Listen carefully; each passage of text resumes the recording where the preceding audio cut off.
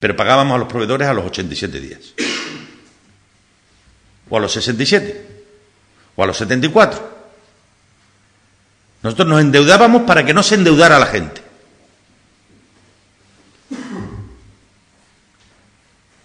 Llega el gobierno nuevo y esa reflexión la cambia. Dice, no, hombre, que se endeude la gente y deja de pagar a proveedores.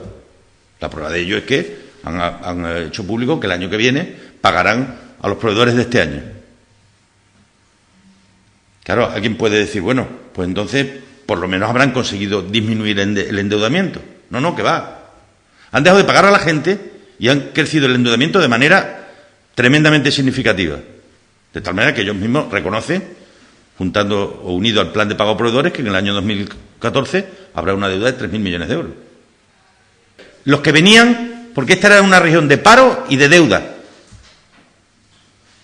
Los que venían, porque esta es una región de deuda y de paro.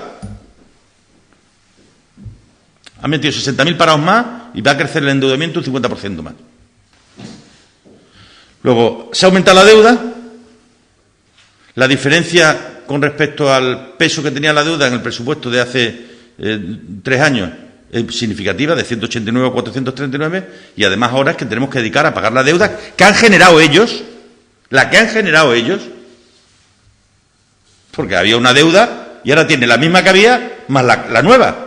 Porque a mí me hace mucha gracia porque dicen, no, para pagar para pagar las de ustedes, la deuda que ustedes han generado en estos 3 años. Y además tenemos la situación de que encima no pagan a los proveedores y la gente se tiene que endeudar para esperar a que ellos le paguen.